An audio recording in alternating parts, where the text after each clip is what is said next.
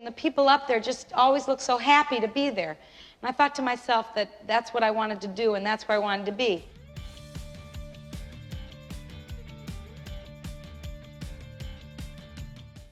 Number 10, Laurie Metcalf. Although her time on the series was short-lived, Laurie Metcalf made the most of it. Wait, Charlotte said that you have the funniest story. Something about a Winnebago and margaritas? Is that right? Would you tell us? No, I couldn't. You no, must. Even though she did not continue with the show beyond one episode, her career blossomed both on screen and on stage.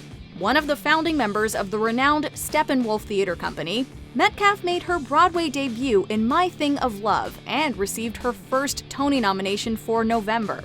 She also appeared in Brighton Beach Memoirs, Broadway Bound, and the onstage adaptation of Misery. I am your #1 fan, I sure am, and trust me, there ain't no number 2.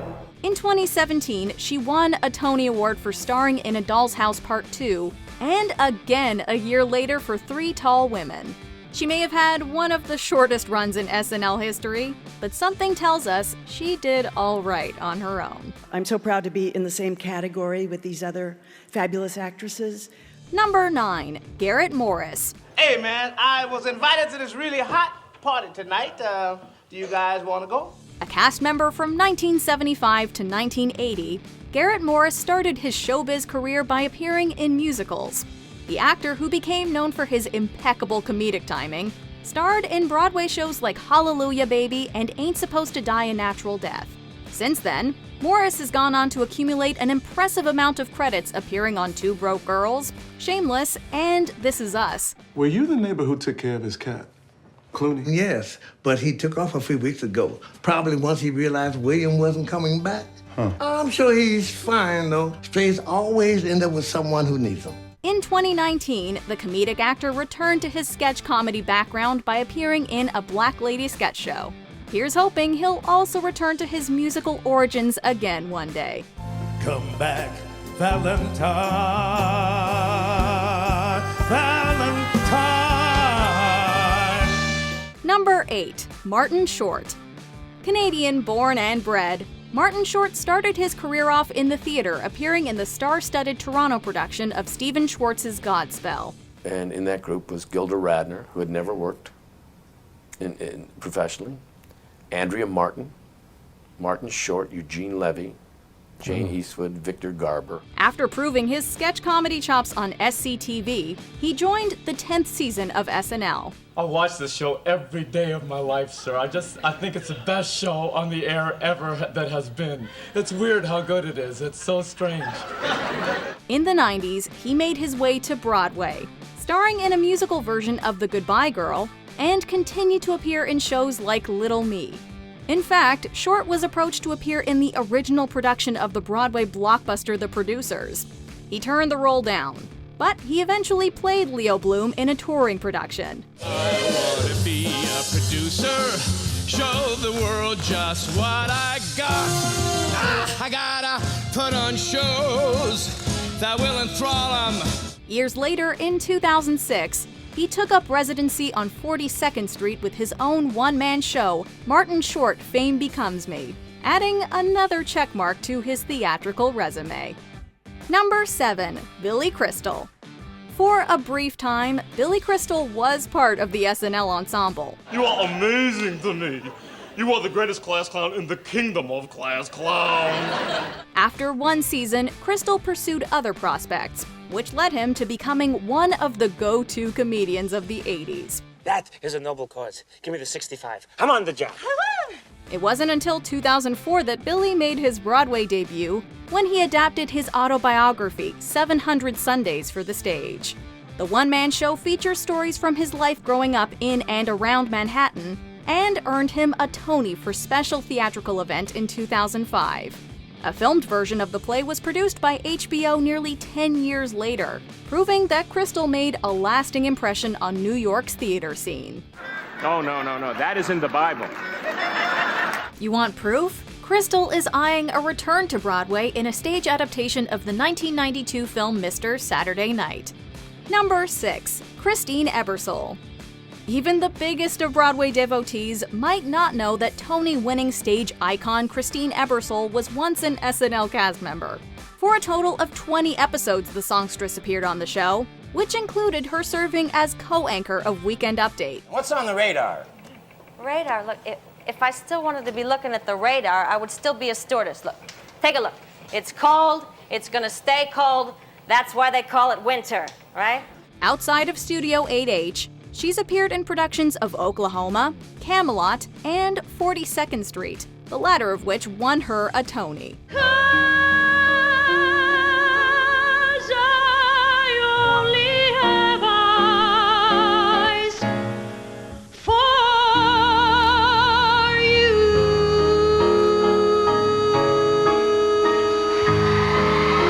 In 2007, she earned her second Tony Award for the musical adaptation of Grey Gardens. No doubt her SNL comedy skills helped her tap into both the comedy and tragedy of the show. We're in the revolution! So in the revolution, we're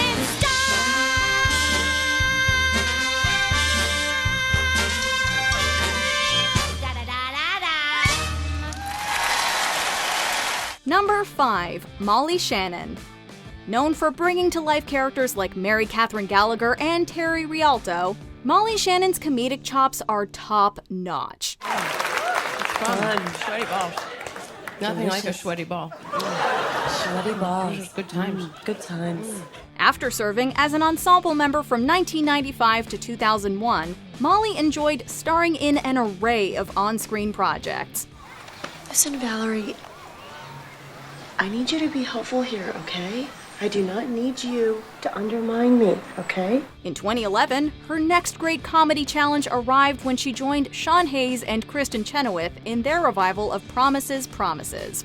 Molly's portrayal of flirtatious Marge McDougal became a fan favorite and stayed with the show until it closed. It's been quite a while since Shannon appeared on stage, and we're keeping our fingers crossed that she'll return sooner rather than later. Because I guess that you didn't know that you were competing against a Number 4. Taran Killam. Soon after departing Saturday Night Live, Taran Killam joined the cast of the Broadway blockbuster Hamilton. Today is a glorious day. Today we celebrate the coronation of our new king. Assuming the role made famous by Jonathan Groff, Killam stepped into King George III's perfectly polished shoes. A former University of California, Los Angeles musical theater student, his transition from sketch to stage wasn't so far-fetched. A little.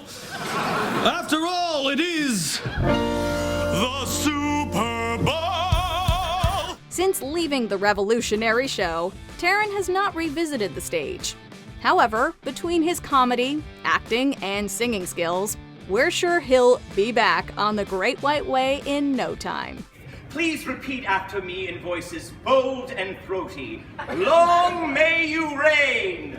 Long may you reign! Number 3. Anna Gasteyer. Saturday Night Live fans might not know that one-time cast member Anna Gasteyer is a seasoned musical theater actress. Pop a cork, put on your dancing shoes. Give me honey and hooch, and I'll give you a smooch. Let's give those devils their dues. After finishing her live run, Gasteyer set her sights on the stage and originated the sought-after role of Elphaba in the Chicago production of Wicked, later joining the Broadway cast. So much of me is made of what I learned from you. Soon after, she starred in the revival of the Threepenny Opera.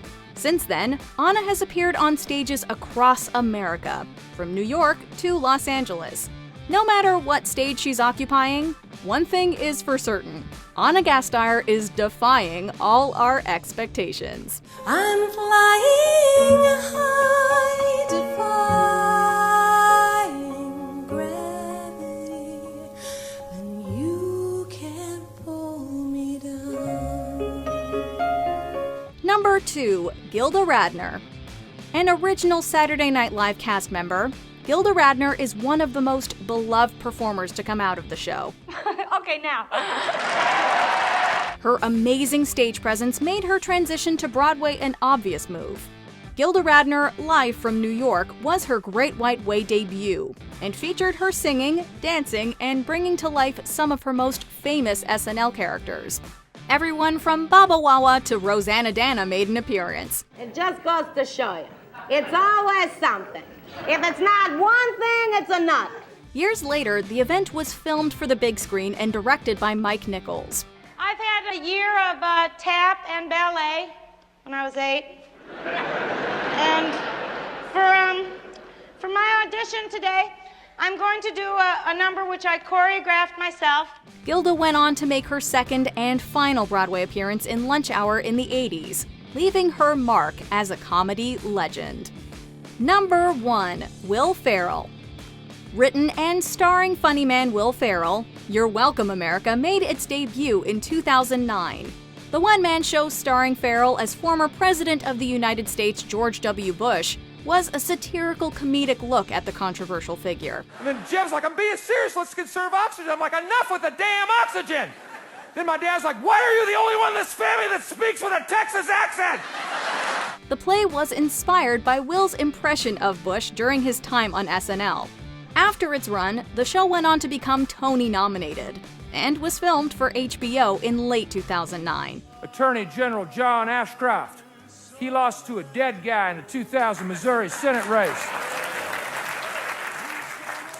So we thought, he's free, let's bring him on. Although this is his only Broadway credit to date, we're hopeful that Will has more satirical stage-ready material up his sleeve.